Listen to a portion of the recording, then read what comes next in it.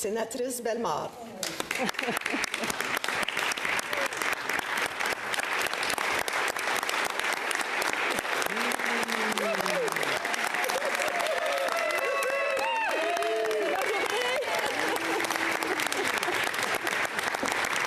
Merci beaucoup, tout le monde. Et je rappelle avec gratitude également que nous sommes réunis sur des territoires non cédés du peuple algonquin Anishinaabe depuis des temps immémoriaux. Et je suis tellement fière d'être avec de nombreux sénateurs de partout des peuples autochtones. Merci beaucoup, mon groupe, le groupe avec lequel je termine cette aventure au Sénat. Alors, c'est sûr que je suis très émue. Et puis, je vais lire mes notes parce que j'y ai travaillé fort, même si j'aurais le goût d'en débattre. Mais je veux être sûre de garder ma ligne claire. Alors, comme vous le savez, quitter le Sénat après 12 ans, avec tant de journées avec l'adrénaline, ça ne peut pas se faire dans l'indifférence. Pas du tout. Et c'est la première fois dans ma vie professionnelle que je suis la plus âgée. Alors, je vais m'en permettre un petit peu de vous... C'est vrai, j'ai toujours été la plus jeune depuis longtemps, mais là, je suis la plus vieille. La plus vieille! Comme ma mère disait, c'est moi la plus vieille! Alors, je vais me permettre de pouvoir vous entretenir quand même sur ce que j'ai appris en 12 ans.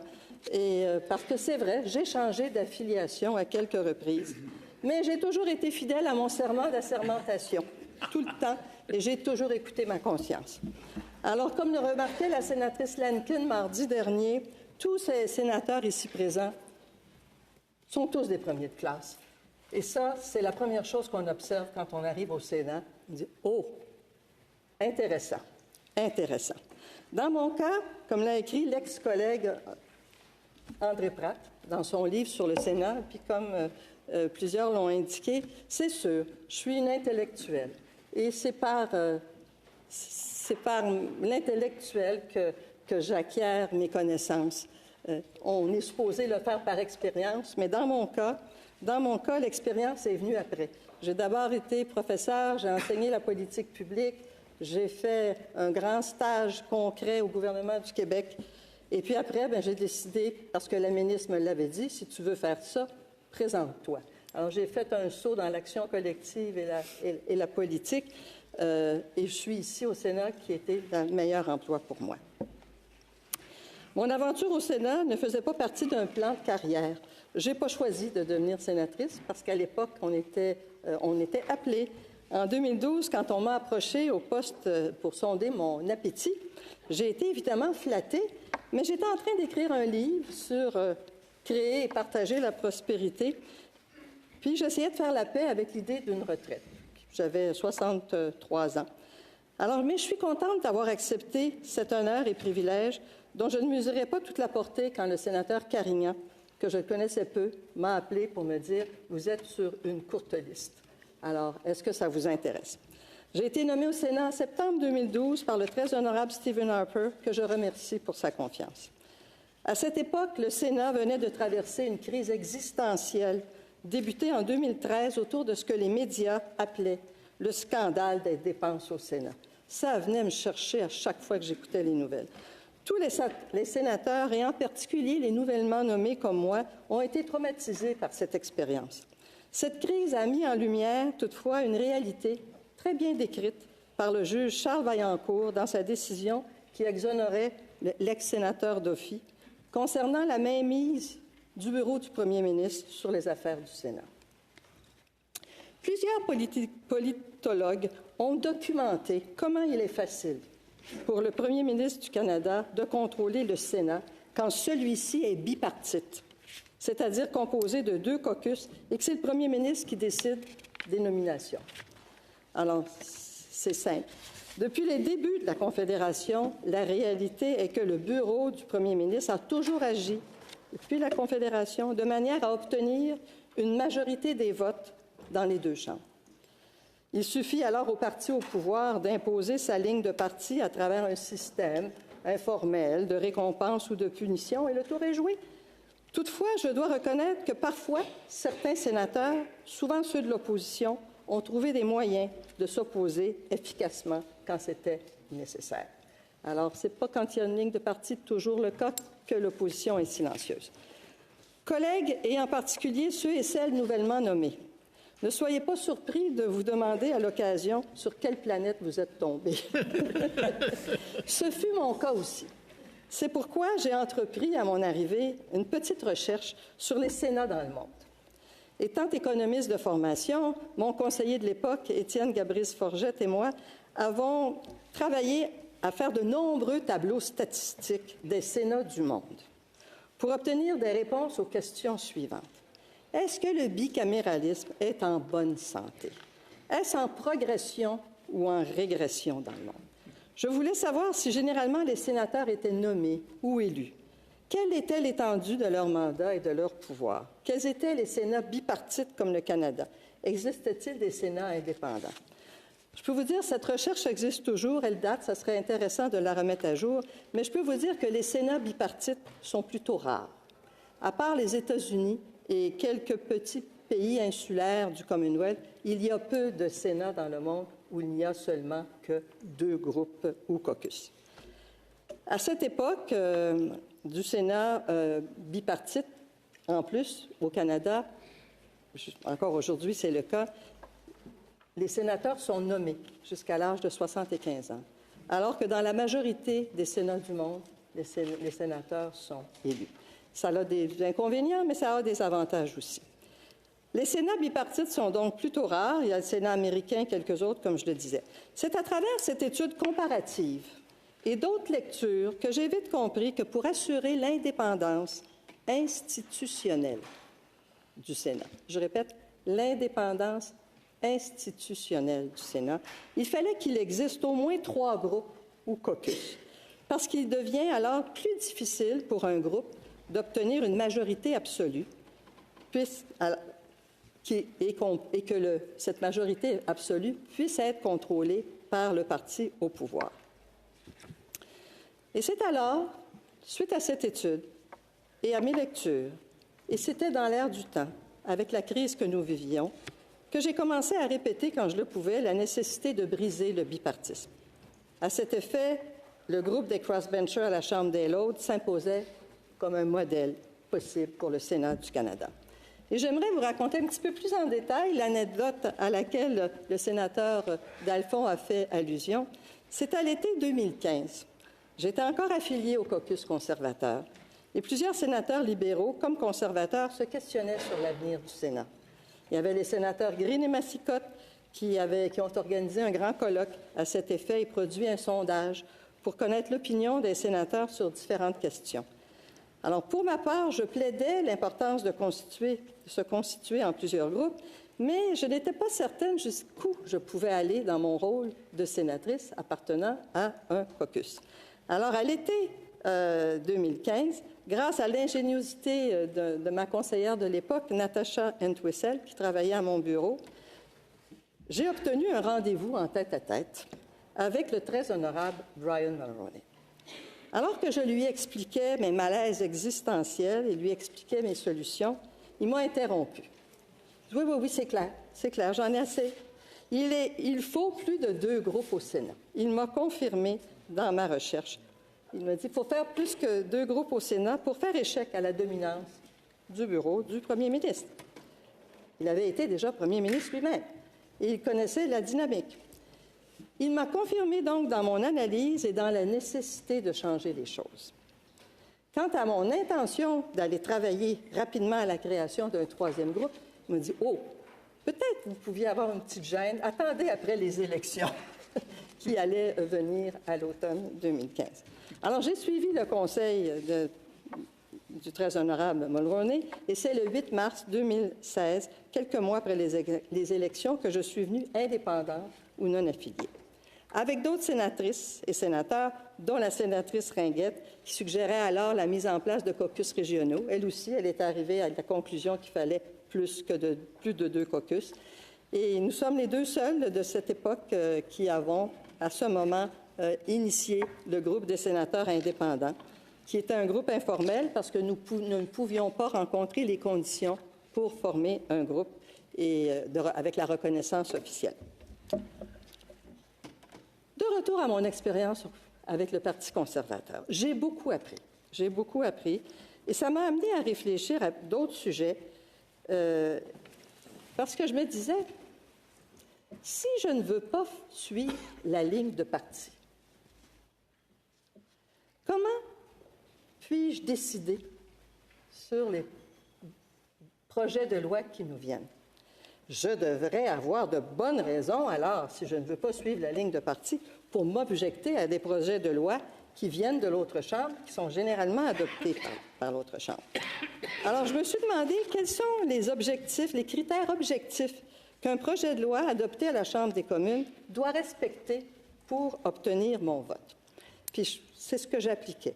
Alors, ces critères, c'est ainsi qu'en 2016, j'ai proposé une motion en cette Chambre, mieux connue sous l'appellation motion 89, qui visait à amender le règlement afin d'obliger les comités qui étudient des projets de loi, surtout les projets de loi provenant des sénateurs et des députés, à inclure au rapport déposé ici, à titre d'observation, des réponses à une série de questions importantes qui pourraient motiver ou non le vote ou le rejet d'un projet de loi. Par exemple, ces questions étaient: est-ce que le projet de loi respecte la Constitution, la Charte des droits, les traités autochtones, les accords internationaux, la vie privée? Est-ce que des personnes ou groupes ont présenté des fortes objections en comité? Si oui, lesquelles? Y a-t-il eu un processus de consultation? Quel est l'impact régional d'un projet de loi, s'il y en a, et doit-on s'en préoccuper? Y a-t-il des erreurs dans le projet de loi? Les versions anglaises et françaises sont-elles conformes? Et ainsi de suite. Donc, c'est une liste d'éléments qu'il me semble serait utile d'avoir pour les personnes qui ne siègent pas en comité et qui n'ont pas le temps d'aller lire tous les témoignages qui ont été entendus. Cette motion, comme je le dis, visait à donner de manière succincte l'information nécessaire à tous les sénateurs qui ne participaient pas à l'étude afin de mieux comprendre les débats et à se faire une opinion. Il permettait également à encadrer l'utilisation de notre pouvoir de veto sur des projets de loi adoptés dans l'autre Chambre avec un appui de tous les partis ou presque. Je me disais que je n'avais pas le droit de m'objecter à un projet de loi seulement parce qu'il ne me plaisait pas. Je crois que nous n'avons pas vraiment le droit, même si nous en avons le pouvoir, de refuser l'adoption d'un projet de loi qui a l'appui manifeste de l'autre Chambre. Agir ainsi revient à jouer la joute politique, pour laquelle nous ne sommes pas des acteurs légitimes. Nous n'avons pas, je pense, la légitimité politique de l'arrogance. Nous sommes une Chambre qui doit se placer au-dessus. La motion 89, comme vous savez, elle n'a pas été adoptée. Elle a été discutée dans les travaux du Comité sur la modernisation et on retrouve des traces de ces discussions dans les rapports de comité. Personnellement, j'utilise cette grille d'analyse quand je m'interroge sur un projet de loi et à plus forte raison sur des projets de loi émanant des députés et d'un sénateur et surtout quand le projet ne me plaît pas. Là, je regarde ma liste, puis ça ne me plaît pas, mais ça y est, je vote en la faveur de ce projet si tous les critères sont rencontrés. Elle me permet de juger d'un projet de loi adopté dans l'autre Chambre et cela à l'abri de mes préférences personnelles. Après tout, aucune personne, si brillante soit-elle, ne peut apprécier tous les points de vue d'une réalité. C'est beaucoup trop complexe. Alors, ça n'a pas été adopté, mais peut-être un jour réfléchirez-vous à revenir à une motion de ce genre. C'est en mai 2016 que j'ai accepté l'invitation du sénateur Harder, qui était le premier représentant du gouvernement du Sénat à jouer le rôle de coordonnatrice législative, qui est un titre inventé. L'opposition le sait. Un titre inventé. La coordonnatrice législative, alors que le sénateur Grant Mitchell devenait le premier agent de liaison. Ce fut une période très intense dans ma vie au Sénat, surtout que je n'avais pas l'expérience pratique du règlement.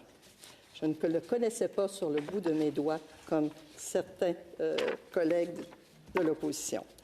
C'est une chose de lire le règlement, mais toute une autre chose que de l'utiliser en pratique. Et je suis très fière d'avoir pu travailler avec les sénateurs Harder et Mitchell que j'estime beaucoup.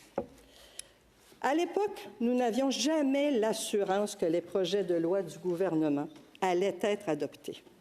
C'est arrivé à quelques reprises que les projets de loi du gouvernement obtiennent la sanction royale par une seule voix. Néanmoins, dans le cas d'un projet de loi que je parrainais, c'était le cas, et dont le critique était le redoutable, mais néanmoins sympathique sénateur conservateur Tannus, on a réussi à passer le projet de loi. C'était celui qui abrogeait les projets de loi qui étaient jugés anti-syndicaux par plusieurs, non moi-même. Petite anecdote au passage concernant le premier budget. À cette époque, le groupe des sénateurs conservateurs constituant l'opposition avait la majorité des sièges, puis certains sénateurs libéraux ne coopéraient pas toujours avec le gouvernement Trudeau à la suite des événements que l'on connaît, qui ont mis une fin au caucus national des libéraux. Le budget a été notamment adopté par une voix encore. Le budget par une voix. Parce qu'un nombre exact de sénateurs conservateurs se sont absentés de la Chambre lors du vote. Le leader de l'opposition officielle, Claude Carignan, à l'époque, savait compter. Il savait compter. Je dois vous dire que Peter, Grant et moi avons eu des sueurs froides. Et après la vote, vous imaginez, nous sommes partis à rire pour soulager notre tension. Plusieurs connaissent la suite de mon histoire. À l'automne 2019, j'ai rejoint le groupe des sénateurs indépendants que j'ai quitté en 2021 pour rejoindre le groupe des sénateurs progressistes avec lequel j'ai toujours des affinités particulières. Sachez, chers collègues et plusieurs amis, que j'ai du respect pour tous les sénateurs, peu importe leur affiliation. Mais si j'ai changé de groupe, c'est en raison de différends. Et dans le cas du GSI aussi, c'était en raison d'un différend concernant une vision différente d'un Sénat indépendant. En tout respect pour mes collègues du groupe des sénateurs indépendants, j'aimerais quand même souligner la nature de ce différend qui a été à l'origine de mon départ et qui, à mon avis, je l'ai fait pour protéger le multipartisme au Sénat du Canada. Et ce différend concernait la portabilité des comités. Selon le règlement, puis ça, je dis ça pour les nouveaux sénateurs pour que vous l'appreniez, c'est important. Selon le règlement, un sénateur qui quitte un groupe demeure membre du comité assigné au début de la session, et ce, jusqu'à la fin de la session, qui peut se produire lors d'une prorogation ou du déclenchement d'une élection. Cette règle, 12.2, 12-2, parenthèse 2, cette règle date des temps immémoriaux. Elle a été codifiée dans le règlement à la fin des années 1960. Et le libellé que l'on connaît, qui est un petit peu plus restrictif que le libellé de 1960, date de 1972. Ça fait longtemps. Et on retrouve cette règle également dans d'autres sénats dans le monde, qui connaissent le multipartisme. Or, depuis quelques années, cette règle a été suspendue, de sorte qu'un sénateur qui quitte un groupe ou un caucus perd ses comités. Cette règle est toujours au règlement, mais elle est suspendue pendant cette session par une motion adoptée au début de la session. Je suis contre cette façon de faire parce que cette règle soutient, à mon sens, l'indépendance du Sénat. Elle assure un équilibre entre l'équité entre les groupes et l'équité entre les sénateurs. Je dirais que cette règle est sage. Elle protège un principe fondamental, soit celui d'assurer à chaque sénateur la possibilité de continuer son travail en comité, et ce, avec l'intégrité des privilèges conférés par le statut de membre officiel. Cette règle est bonne pour le sénateur, elle est bonne pour le Sénat. Et pour ceux et celles familiers avec les principes philosophiques de John Rawls, cette règle serait certainement adoptée sous le voile de l'ignorance par des individus égaux et rationnels. Pour plus de détails sur les principes de John Rawls, moi je ne serai plus là, mais j'ai mon voisin, le professeur également de droit, le sénateur Gould, qui est un grand connaisseur des principes de John Rawls. J'en parle avec conviction de cette règle parce qu'elle permet une saine mobilité entre les groupes de sénateurs. Et en 2015, elle a permis aux sénateurs qui souhaitaient devenir non affiliés de le faire tout en permettant d'assurer leur responsabilité constitutionnelle au Sénat. Obliger un sénateur à quitter son siège en comité s'il quitte un groupe, c'est le punir d'agir selon sa conscience. Pour moi, ça nuit à l'indépendance du Sénat. Collègues, avant d'arriver aux remerciements, soyez convaincus que le Sénat est une institution importante et que le travail que l'on fait l'est tout autant. On peut penser, quand on arrive ici, que le Sénat est peut-être une formalité obligée avant la sanction royale, mais aujourd'hui, je sais que ce n'est pas le cas et sachez que vous allez vite apprendre que ce n'est pas le cas.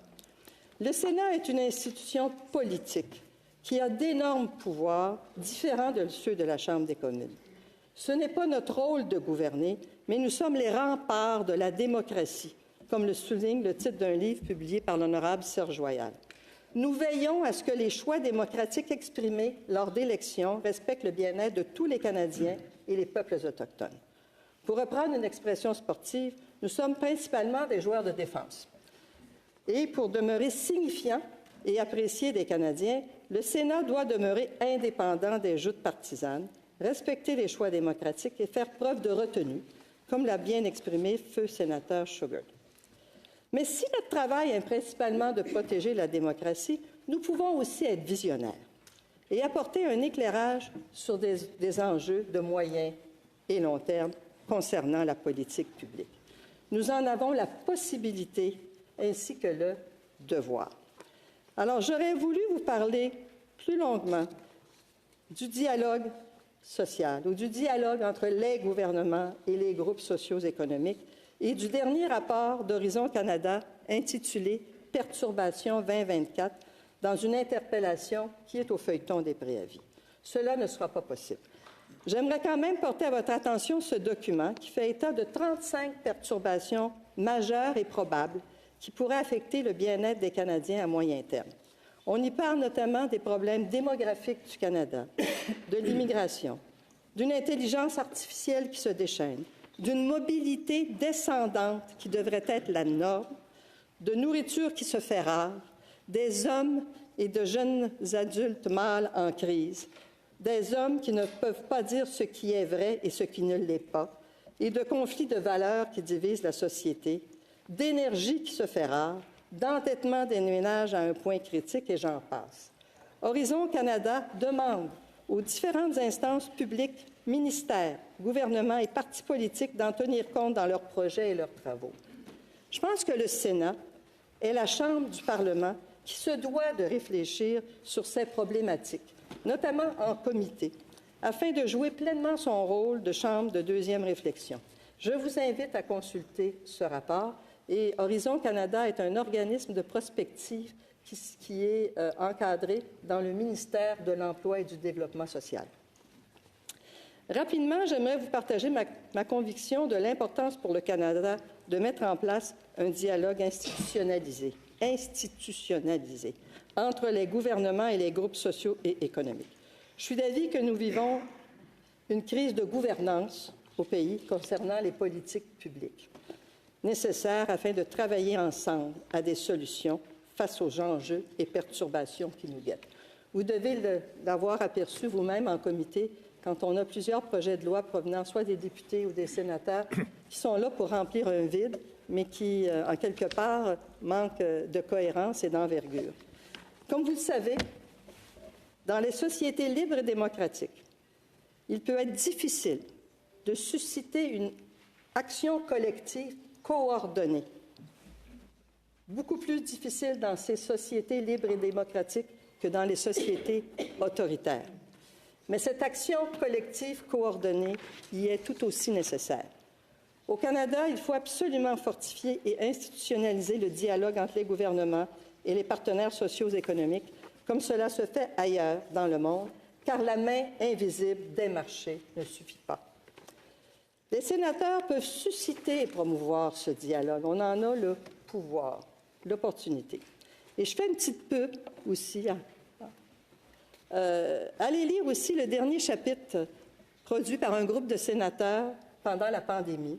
On s'est penché, sous la présidence du sénateur Harder, pour regarder ce que nous devions faire. Nous avons entendu des témoignages internationaux, nationaux. C'était très intéressant. Nous nous réunissions 2 fois par semaine et on savait quoi faire. Tout le monde sait quoi faire. Ce n'est pas le savoir, c'est le comment faire. Comment le faire? Surtout au Canada, dans notre régime confédéral. C'est très compliqué. En conclusion, chers collègues, votre travail est important. Prenez-le au sérieux. Mais en même temps, prenez-vous pas trop au sérieux vous-même, parce que des fois, c'est difficile quand on a des revers que de se prendre trop au sérieux. Alors, j'en arrive maintenant à mes remerciements, chers collègues. Tous mes remerciements vont à l'équipe d'abord du Sénat, qui assure le bien-être matériel et notre sécurité physique. Tout le personnel qui nous transporte d'un édifice à l'autre et qui nous permet d'œuvrer dans un bel endroit propre et lumineux. Tous les agents qui nous protègent aussi. Un remerciement particulier à Greg Peters, l'huissier du Bâton Noir. Et je veux remercier également tout le personnel qui travaille au quotidien dans l'ombre afin que nous puissions accomplir ce que les Canadiens s'attendent de nous.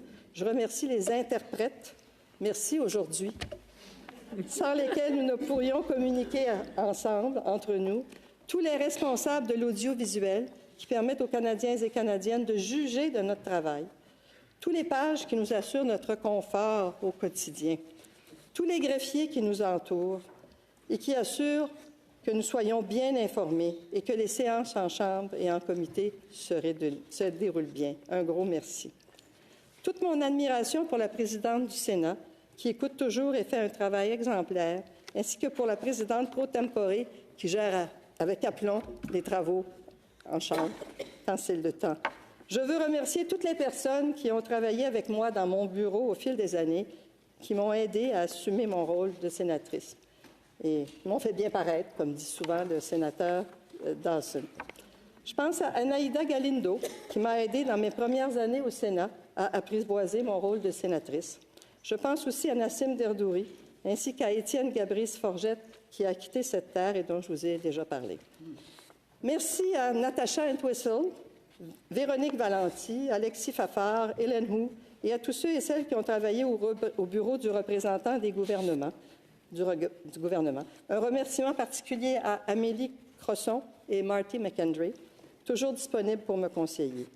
Un remerciement tout spécial à Julie Labelle, avec qui j'ai eu le bonheur de travailler et qui alliait intelligence et gentillesse et qui m'a soutenue pendant 6 ans. Je remercie aussi Hermione Tomaras, une avocate chevronnée, qui était constamment attentive pour me soutenir au comité des règles et dans l'écriture et du cheminement du projet de loi S-244. Je remercie également Jérémy Soucy et Alexandre Matard-Michaud, avec qui j'ai fait équipe quelques mois, mais pour lesquels j'ai de bons souvenirs. Mon passage au Sénat n'aurait pas été le même, n'eût été de l'appui constant d'un économiste du travail exceptionnel et ami avec qui j'ai travaillé de nombreuses périodes dans ma vie, et je nomme Michel Courtoyer, qui m'a soutenu tout au long de ce périple et bien avant encore quand j'étais haut fonctionnaire au gouvernement du Québec. Enfin, avant mes remerciements personnels, je tiens à remercier Anne Allard, qui travaille à mon bureau depuis près de 2 ans, sans qui ma vie au Sénat aurait été très chaotique dans cette période de fin de vie professionnelle. Je la remercie pour son dévouement, sa disponibilité pour la belle personne qu'elle est. J'ai une pensée toute spéciale aussi à tous mes amis disparus, à Alice Poulain-Simon, mon âme sœur avec qui j'ai écrit plusieurs livres et qui est décédée beaucoup trop tôt, ainsi qu'au professeur Jack Weldon, disparu aussi. Tous deux soutiennent encore dans mon esprit l'audace de mes projets et la force de mes ambitions. Chers collègues, je veux également remercier tous les collègues qui savent écouter et tous ceux et celles avec qui j'ai eu des conversations particulières tout au long de ces années. Vous vous reconnaîtrez. Je veux remercier également tous les sénateurs du groupe des progressistes pour leur chaleur et leur amitié. Chers amis, je vous aime. Enfin, ma famille et mes amis. Des remerciements spéciaux à mon conjoint, Victor Altmeid, un immigrant venu au Canada en 1969 comme réfugié juif polonais. L'homme de ma vie, et le père de mes 2 enfants, Simon et Bliss, que j'adore et qui me garde jeune de cœur. Victor est arrivé dans ma vie à l'aube de mes 40 ans. Alors, pas de souci pour celles qu'on dit des vieilles filles. Il est arrivé accompagné de 2 beaux et merveilleux adolescents, David et Sarah, que j'aime comme mes enfants. Il m'a donné la possibilité d'avoir une famille plus nombreuse qu'attendue et des petits-enfants. Je le remercie de m'avoir donné la possibilité de connaître ce qu'est la maternité et pour son engagement continu dans tout ce que j'ai entrepris et pour son ambition pour moi. Sans lui, je ne serais pas ici. Merci Victor, merci à Bliss, Simon, Sarah, David et les petits-enfants, Ariel, Élie, Isaac et Anna, qui sont ici. Anna et Ariel. J'ai bien l'intention de profiter davantage de bons moments avec chacun de vous.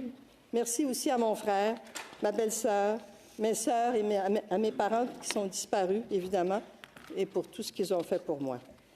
Et à tous mes amis, merci d'avoir continué à conserver des liens avec moi pendant ces 12 années où j'étais moins disponible. J'ai du rattrapage à faire. J'ai aimé ma vie au Sénat. Collègues, vous allez me manquer. Et je vais vous suivre. Ce n'est peut-être un au revoir et peut-être on se verra dans une prochaine aventure. Merci. Bravo.